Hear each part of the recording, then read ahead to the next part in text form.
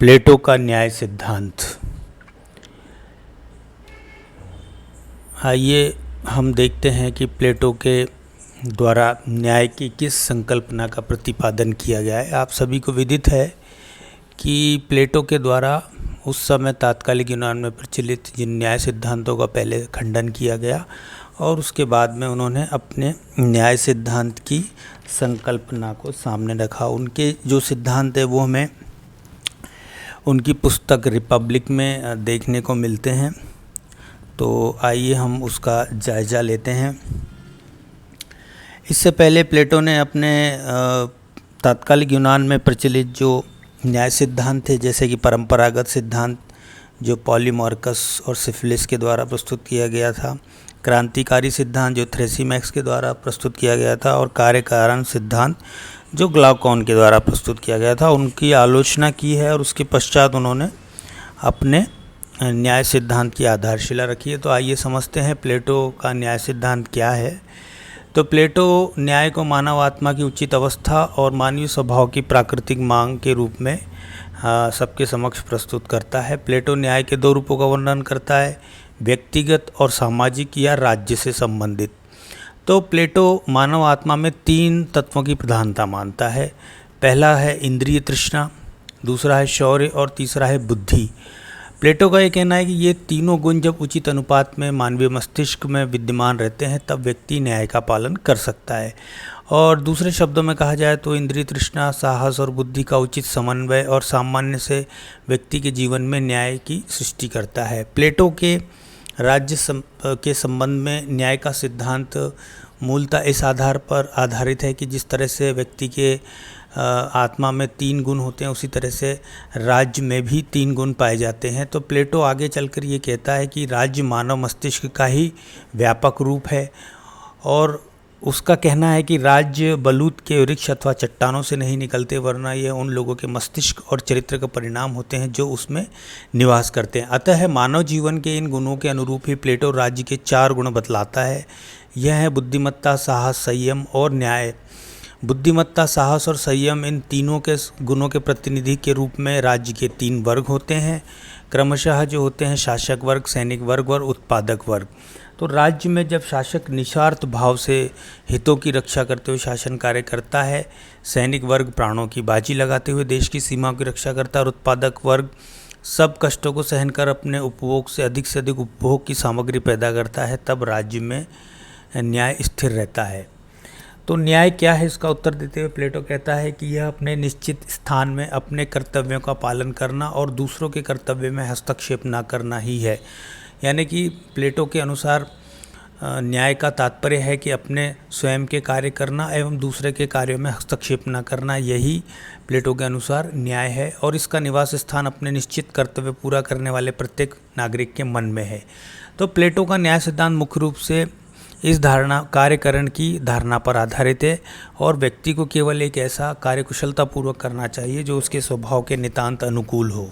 प्लेटो के न्याय सिद्धांत के संबंध में बार्कर के विचार है कि न्याय का अर्थ है प्रत्येक व्यक्ति के द्वारा उसके कर्तव्य का पालन जो उसके प्राकृतिक गुण एवं सामाजिक स्थिति के अनुकूल है। नागरिक की स्वधर्म की चेतना तथा सार्वजनिक जीवन में उसकी अभिव्यंजना ही राज्य का न्याय है और इस प्रकार अपनी आत्मा के गुण अनुरूप कार्य करते हुए अन्य व्यक्ति के कार्य में हस्तक्षेप न करना ही प्लेटो के अनुसार राज्य है। तो आइए देखते हैं कि प्लेटो के न्याय सिद्धांत की क्या क्या विशेषताएं हैं, तो उनका जायज़ा लेते हैं। हमने हेडिंग्स लिख दी हैं।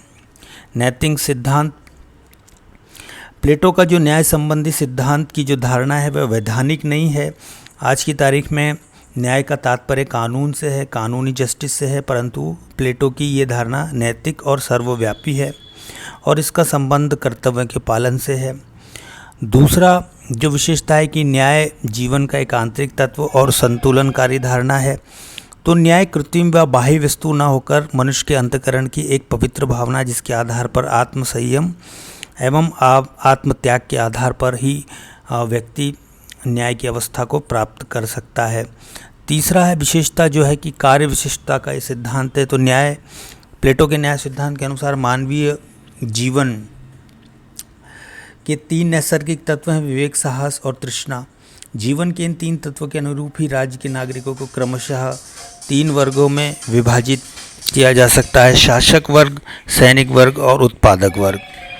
इनमें से प्रत्येक वर्ग को विशेष मनोयोग से अपने कार्य में लगाए रखना चाहिए जो उस कार्य की प्रकृति के अनुकूल है। तो इस आधार पर ही प्लेटो के न्याय सिद्धांत को समझा जा सकता है। चौथा बिंदु, अति व्यक्तिवाद का विरोध।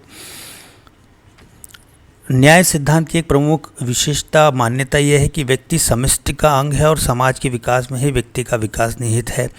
कार्य विशिष्टता का सिद्धांत वर्गों और व्यक्तियों में भिन्नता उत्पन्न करने के लिए नहीं वरन एकता उत्पन्न करने के लिए अपनाया गया है।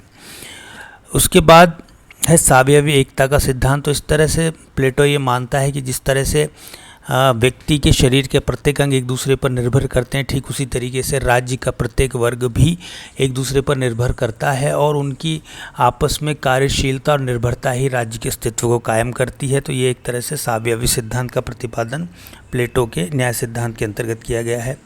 दार्शनिक शासक जो इसकी प्लेटो की विशेषता है, न्याय प्राप्ति के लिए नितांत आवश्यक है कि राज्य की शासन व्यवस्था विवेकशील, निस्वार्थ और कर्तव्यपरायण व्यक्ति के हाथों में ही हो और उपयुक्त गुणों से युक्त व्यक्ति को ही प्लेटो के द्वारा दार्शनिक शासक का नाम दिया गया है।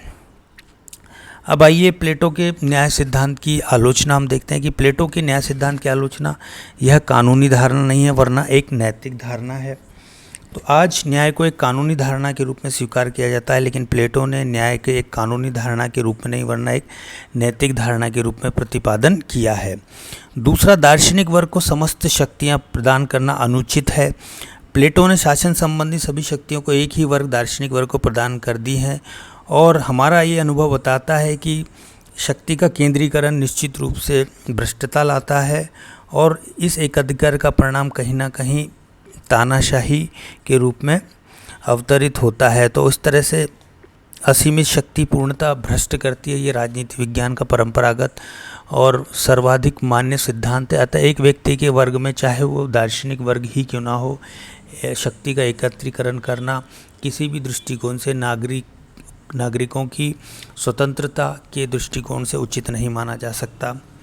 मनुष्य और सर्वांगीण समस्त समाज का विकास संभव नहीं है। तो इसके अंतर्गत ये कहा जा सकता है कि न्याय संबंधी किसी भी व्यवस्था का उद्देश्य मनुष्य और समाज का सर्वांगीण विकास होना चाहिए, लेकिन प्लेटो के न्याय सिद्धांत के आधार पर इसकी प्राप्ति संभव नहीं है। यदि व्यक्ति केवल एक ही कार्य तक सीमित कर दिया गया तो उसका अर्थ ये होगा कि वह केवल एक ही कार्य कर पाएगा और उसका सर्वांगीण विकास इससे बाधित हो जाएगा। तीसरा, प्लेटो गुणों के आधार पर कार्य विशेषता का सिद्धांत प्रस्तुत करता है। 3 वर्गों को उसके गुणों के आधार पर विभाजित करता है, किंतु किस व्यक्ति में किस गुण की प्रधानता है इस बात को सुनिश्चित करने का कोई भी उपकरण प्लेटो के द्वारा अपने सिद्धांत पर प्रस्तुत नहीं किया गया है। दूसरा यह है कि वर्तमान समय के राज्यों पर लागू करना संभव नहीं है। प्लेटो के न्याय सिद्धांत को वर्तमान समय के राज्यों पर लागू नहीं किया जा सकता। प्लेटो के तात्कालिक जो यूनान था उसमें बहुत ही छोटी जनसंख्या वाले राज्य थे, किंतु आज की तारीख में राज्यों की जनसंख्या करोड़ों में होती है। अतः इस तरह से 3 आत्मा के गुणों के आधार पर वर्गों में बांट देना किसी भी तरीके से आधुनिक राज्य में संभव नहीं है।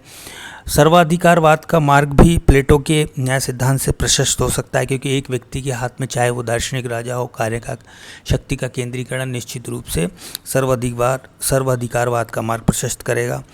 और वर्गीय विशेष अधिकारों का अनुचित समर्थन ये विरोधाभास भी है कि न्याय से समानता हमें व्यक्ति के प्रति व्यवहार में समानता का बोध होता है, किंतु प्लेटो अपने न्याय सिद्धांत के अंतर्गत वर्गीय विशेष अधिकारों को न्यायोचित ठहराता है और न्याय के नाम पर वर्गीय विशेष अधिकारों का समर्थन किसी भी रूप से उचित नहीं कहा जा सकता। तो इस तरह से आज हमने प्लेटो के न्याय सिद्धांत को समझने की चेष्टा की। आपने वीडियो में बने रहने के लिए बहुत बहुत धन्यवाद। मिलते हैं प्लेटो के शिक्षा सिद्धांत के लिए बनाए गए अगले वीडियो में। आप सभी का बहुत बहुत धन्यवाद।